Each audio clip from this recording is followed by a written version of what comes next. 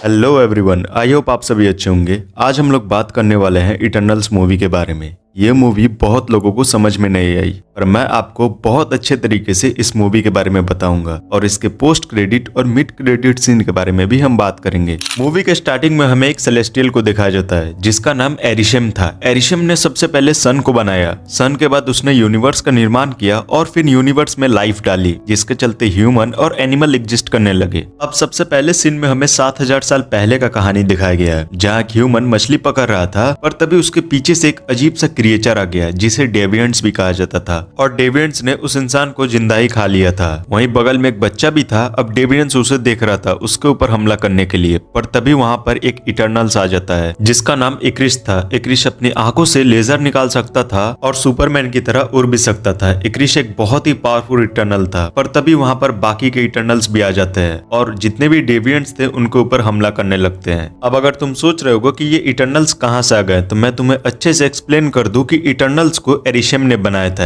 एरिशम ने इन्हें इसलिए बनाया था क्योंकि अर्थ पर जितने भी डेविएंट्स थे ये सभी इंसानों को मारकर खा रहे थे, और मानवता को बचाने के लिए एरिशम ने इटर्नल्स का निर्माण किया ताकि जितने भी इटर्नल्स है ये सभी डेविएंट्स को मार सके और एक पीसफुल लाइफ अर्थ पे बना सके। अब कहानी की तरफ बढ़ते हैं और ये इटर्नल जैसे इन सभी डेविएंट्स को हरा देते हैं, वहां पर जितने भी लोग मौजूद थे ये सभी उन्हें देखकर डरने लगते हैं। पर तभी वहां पर एक इटर्नल जिसका नाम ड्यूक था, उसके पास ये पावर्स थी कि वो कोई भी इंसान का मेमोरी को मिटा सकता है या उसका माइंड को चेंज कर सकता है। अब ड्यूक यहाँ पर जितने भी इंसान थे इन सभी की याददाश्त को मिटा देता है और इसके बाद इटर्नल्स और इंसानों में दोस्ती हो जाती है। अब इंसान और इटर्नल्स साथ साथ रह रहे थे, जहां अब इटर्नल्स इंसानों की टेक्नोलॉजी को आगे बढ़ाने में भी हेल्प कर रहे थे। पर इटर्नल्स ये भी देखते हैं कि इंसान एक दूसरे से बहुत लड़ते थे पर एक साथ रहते भी थे। इसीलिए ड्यूक कभी कभी जब इंसानों में झगड़ा होता था तो अपने माइंड कंट्रोल से इन सभी का दिमाग को चेंज कर देता था और उनके बीच फिर दोस्ती करवा देता था। पर ये सब करते देख इटर्नल्स की जो लीडर थी जिसका नाम एजक था उसे पसंद नहीं था, क्योंकि एजक का कहना ये था कि एरिशम ने उन्हें पृथ्वी पर इसलिए भेजा है ताकि वो इंसानियत को बचा सके और उनके ग्रो करने में हेल्प कर सके,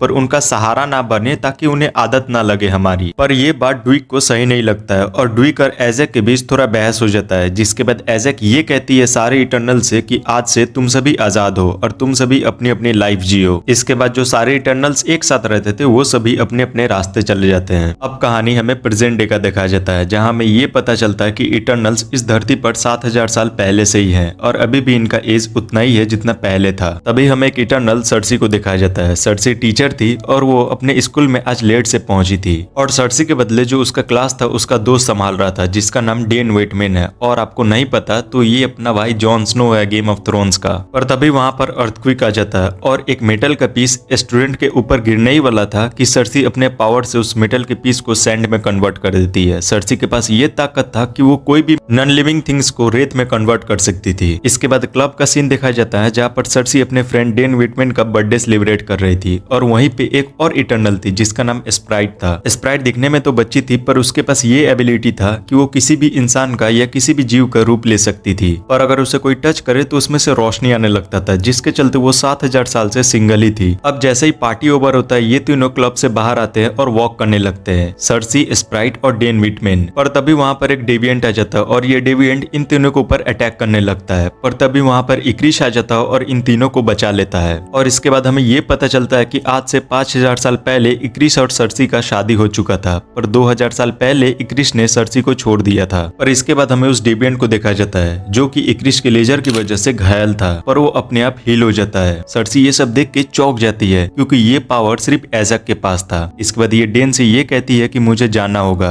क्योंकि डेविएंट्स आज से सालों पहले मर चुके थे, पर अब वो वापस आ चुके हैं और पहले से भी ज्यादा पावरफुल हो चुके हैं। इसके बाद ये तीनों इटर्नल्स एजक के पास जाते हैं ताकि उन्हें ये बता सके डेविएंट्स वापस आ चुके हैं और इस बार और भी ताकतवर होके। और जब ये तीनों एजक के घर पहुंचते हैं तो देखते हैं कि एजक पहले से ही मरी हुई है और ये पहली बार धरती पे हुआ था कि किसी इटर्नल्स का मौत हुआ था। और तभी सर्सी जैसे ही एजक को टच करती है उसके अंदर से एक स्टोन निकलता है और सर्सी के अंदर चला जाता है। यानी कि एज़ेक मरते टाइम सर्सी को अगला इटर्नल्स का लीडर बना के जा चुकी थी और उस स्टोन का काम ये था कि वो डायरेक्ट एरिशम से बात कर सकती थी। अब ये तीनों इटर्नल्स ये डिसाइड करते हैं कि वो अपनी टीम को वापस से रियूनिट करेंगे और इन सभी क्रिएचरों का खात्मा करके फिर से शांति फैला देंगे दुनिया में। अब ये तीनों इटर्नल सबसे पहले किंगो से मिलते हैं। किंगो अब एक बॉलीवुड का सुपरस्टार बन चुका था और अपनी लाइफ से बहुत खुश था और इन तीनों को ये बोलता है कि तुम सभी अपने अपने काम करो और मुझे अपना काम करने दो। पर ये जब एज़ेक का बात बताता है कि वो मर चुकी है, फिर किंगो ये डिसाइड करता है कि ये भी अब इनके टीम में शामिल होगा। इसके बाद ये चारों इटर्नल्स किंगो के प्राइवेट फ्लाइट से ऑस्ट्रेलिया जाते हैं। इसके बाद ये सभी वहां पे मौजूद एक इटर्नल से मिलते हैं जिसका नाम गिलगमेश था। गिलगमेश को जब ये सब पता चलता है कि एज़ेक का मौत हो चुका है तो वो बहुत उदास होता है। इसके बाद वहीं पे एक और इटर्नल थी जिसका नाम थीना था। थीना बगल के पेड़ में ही कुछ ड्राइंग कर रही थी और उसे ये दौरे पड़ते थे कि उसे बहुत सारे मेमोरीज एक साथ याद आते थे और जब उसे दौरा पड़ता था तो वो किसी के भी ऊपर अटैक कर देती थी। उसे सिर्फ गिलगमेश ही ठीक कर सकता था और 7000 साल से वही उसके साथ रह रहा था। इसके बाद ये सभी एक साथ खाना खाते हैं पर सर्सी जहाँ पे थीना ड्राइंग कर रही थी वहां पर जाती है और देखती है कि थीना किसी सेलेस्टियल को ड्राइंग कर रही थी। इसके बाद ये कॉन्सेंट्रेट करती है सर्सी और अपने स्टोन की मदद से अपने लीडर यानी कि एरिशम के पास चली जाती है और एरिशम को ये बताती है कि एज़ेक कब मौत हो चुका। जहाँ पर एरिशम सर्सी से ये कहता है कि ये एक इमरजेंस का निशानी है। सर्सी जब पूछती है कि ये इमरजेंस क्या होता है तब जाके एरिशम सर्सी को सारा सच्चाई बताता है। वो ये बताता है कि यूनिवर्स में जितने भी प्लैनेट्स हैं उन सभी में एक सेलेस्टियल मौजूद है और उन्हें ग्रो होने के लिए इंटेलिजेंट सोल का एनर्जी चाहिए और इंसान से बड़ा इंटेलिजेंट इस दुनिया पे कोई नहीं है। पर इंसानों को डेविएंट्स खा रहे थे, इसलिए मैंने तुम सभी को बनाया ताकि तुम सभी डेविएंट्स को मार सको और इमरजेंस अच्छे से हो सके ताकि सेलेस्टियल ग्रो कर सके। पर मैं तुम्हें बता दूं अगर सेलेस्टियल ग्रो हो तो इसके साथ साथ पूरा धरती भी तबाह हो जाता है। इसके बाद एरिशम सर्सी से ये कहता है कि तुम सभी ने बहुत सारे इमरजेंस देखे हैं पर हर एक इमरजेंस के बाद मैं तुम सभी का याददाश्त मिटा देता हूँ ताकि तुम सभी इमोशनल कनेक्ट ना हो सको। सर्सी ये सारी बातें जाके पूरे इटर्नल्स को बता देती है। अब सभी इटर्नल्स ये डिसाइड करते हैं कि वो सभी इस धरती को बचाने के लिए कुछ भी करेंगे और किसी भी हालत में इमरजेंस को नहीं होने देंगे। इसके बाद सारे इटर्नल्स अमेज़न के जंगल में जाते हैं जहाँ पर ड्वीक रहता था। ये लोग ड्वीक से हेल्प मांगते हैं और बोलते हैं कि इमरजेंस होने वाला है पर ड्वीक इन्हें साफ मना कर देता है और बोलता है कि मुझे तुम सभी से कोई लेना देना नहीं है। ये सभी बात हो ही रहा था पर तभी वहां पर डेविएंट्स आ जाते हैं और इन सभी के ऊपर हमला करने लगते हैं और इसी दौरान सर्सी को अपने नए पावर के बारे में भी पता चलता है। इसका न्यू पावर ये था कि जब एक वेरिएंट सर्सी के ऊपर हमला कर रहा था तब सर्सी उसे टच करती है और उसे एक पेड़ में कन्वर्ट कर देती है। यानी कि सर्सी अब मेटल के साथ साथ लिविंग थिंग्स को भी किसी चीज में कन्वर्ट कर सकती थी। उधर इक्रिश के ऊपर एक डेविएंट हमला कर देता है और उसकी पावर को लेना चाहता है पर तभी वहां पर गिलगमेश आ जाता है और उसे बचा लेता है। थीना का पावर भी एक डेविएंट लेना चाह रहा था पर तभी वहां पर गिलगमेश आ जाता है और उसे बचा लेता है पर इसी दौरान गिलगमेश मारा जाता है और उसका पूरा पावर वही डेविएंट्स ले लेता है। इसके बाद उस डेविएंट्स का इंसानों की तरह ही शक्ल हो जाता है और उसके हाथ पैर भी इंसान की तरह हो जाता है। इसके बाद ये सारे इटर्नल्स एक और इटर्नल से मिलते हैं जिसका नाम फेस्टोस होता है। फेस्टोस इससे ये कहता है कि अब मेरी फैमिली है और मैं इन्हें छोड़ के कहीं नहीं जा सकता पर जल्द ही फेस्टोस भी मान जाता है। इसके बाद ये सभी इटर्नल्स इराक जाते हैं जहाँ पर 7000 साल से इनका वही स्पेसशिप है जिस स्पेसशिप से ये सभी धरती पर आए थे और जब ये सभी उस स्पेसशिप के अंदर जाते हैं तो देखकर चौंक जाते हैं क्योंकि वहां पर मक्कारी पहले से ही मौजूद थी। मक्कारी इटर्नल्स की एक मेंबर थी जो बोल नहीं सकती थी पर वो बिजली की तेजी से दौड़ सकती थी। अब यहाँ पर फेस्टोस इन सारे इटर्नल्स के पावर से एक वेपन बनाता है जिससे इमरजेंस को रोका जा सकता था क्योंकि फेस्टोस एक बहुत ही सही इंजीनियर था और उसने इंसानों की टेक्नोलॉजी को बढ़ाने में बहुत हेल्प किया था। पर तभी अचानक से सर्सी के जो गले में लॉकेट था यानी कि स्टोन वो चमकने लगता है। इससे सब किसी को पता चल जाता है कि इमरजेंस बहुत ही नजदीक है और बहुत ही जल्द होने वाला है। और फिर फेस्टोस मक्कारी से ये कहता है कि तुम पूरे धरती पे जाओ और दौड़ के पता लगाओ कि कहाँ पर होने वाला है इमरजेंस और मक्कारी भी यही करती है और वो पता भी लगा लेती है कि इमरजेंस कहाँ पर होने वाला है। फेस्टोस अपना वेपन बना ही रहा था कि तभी वहां पर इक्रिस आ जाता है और उस वेपन को अपने लेजर से तबाह कर देता है जिससे सब किसी को ये पता चल जाता है कि एज़ेक को इक्रिस नहीं मारा था। इक्रिस ये कहता है कि मुझे सेलेस्टियल ने बनाया है और मैं एरिशम को कभी धोखा नहीं दे सकता। इसका मतलब ये था कि एज़ेक को इमरजेंस के बारे में पता था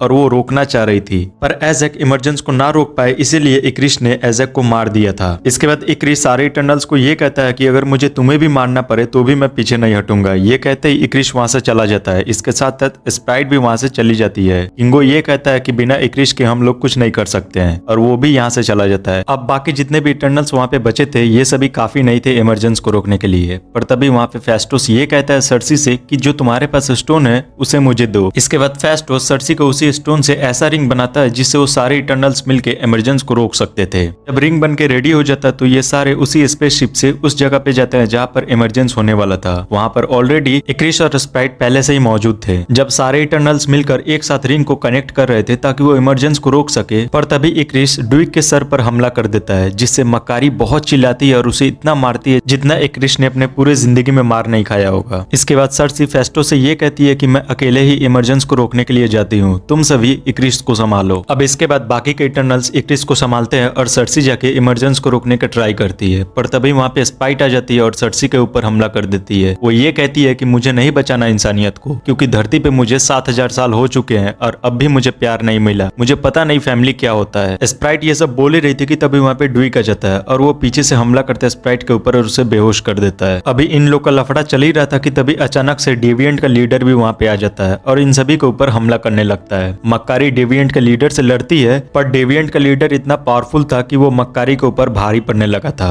अब मक्कारी का हेल्प करने के लिए थीना भी वहाँ पे आ जाती है और गिलगमेश का बदला तो लेना ही था, जिसके चलते इन दोनों में फाइट होता है और थीना अकेले ही डेविएंट के लीडर को इतना मारती है कि उसे बहुत छोटे छोटे पीसेस में कट कर देती है। और अब इक्रिस भी बाकी के इटर्नल्स को हरा चुका था और अब वो सर्सी की तरफ बढ़ रहा था, क्योंकि वो नहीं चाहता था कि इमरजेंस को कोई भी रोके। पर जब वो सर्सी की तरफ जाता है तो उसे अपनी और सर्सी की पुरानी बातें याद आने लगती है। इसके बाद इक्रिस सर्सी के साथ मिलकर इमरजेंस को रोकने के लिए हेल्प करता है और ये दोनों मिलकर इमरजेंस को रोक देते हैं। इसके बाद इक्रिस को बहुत पछतावा होता है और वो इसी गिल्ट में सन की तरफ बढ़ जाता है। इसके बाद सर्सी अपने पावर से स्प्राइट को एक नॉर्मल ह्यूमन बना देती है ताकि उसका भी हाइट बढ़े, मतलब कि उम्र बढ़े, और वो भी अपने लाइफ में एक फैमिली, एक प्यार को डिजर्व कर सके। इसके बाद सर्सी डेन विटमैन से मिलती है। डेन ये कहता है कि मैं इस धरती का नहीं हूँ। वो इतना बोला ही था कि तभी आसमान से एरिशम आता है और इन बाकी के इटर्नल्स को अपनी ओर बुला लेता है। इसके बाद इटर्नल से ये कहता है कि तुमने इंसानों के लिए एक सेलेस्टियल को मार दिया, इसकी सजा तुम्हें जरूर मिलेगी। और इसके बाद यहीं पे मूवी एंड हो जाता है। मूवी के मिड सीन में ये देखा जाता है कि मक्कारी, थीना और ड्यूक स्पेस का ट्रेवल कर रहे थे अपने स्पेसशिप से, पर तभी वहां पे अचानक से थेनोस का भाई आता है और ये और कोई नहीं बल्कि अपने हैरी स्टाइल होता है। मतलब कितना बड़ा सिंगर तुम्हें तो पता ही है, वन डायरेक्शन का। और थेनोस के भाई के साथ उसका एक दोस्त भी होता है जिसका नाम पीप होता है। मैं तुम्हें बता दूं कि थेनोस भी इटर्नल फैमिली से ही था। अब बात करते हैं मूवी के पोस्ट क्रेडिट सीन के बारे में। इसमें हमें ये कि डेन विटमैन अपने म्यूजियम में है और उस म्यूजियम से वो एक तलवार निकालता है जिस तलवार का नाम था एल्बेनियम ब्लेड, और इस तलवार को इस्तेमाल करने वाला इंसान ब्लैक नाइट बन जाता है और उसके अंदर बहुत सारी ताकतें आ जाती है, पर साथ ही ये तलवार श्रापित भी है। डेन पहले तो घबराता है उस तलवार को उठाने से, पर बाद में वो उस तलवार को उठा लेता है और इसी के साथ मूवी एंड हो जाता है। आई होप आपको वीडियो पसंद आया होगा। वीडियो अगर पसंद आया तो चैनल को सब्सक्राइब जरूर कर देना और लाइक करना ना भूले। Thank you.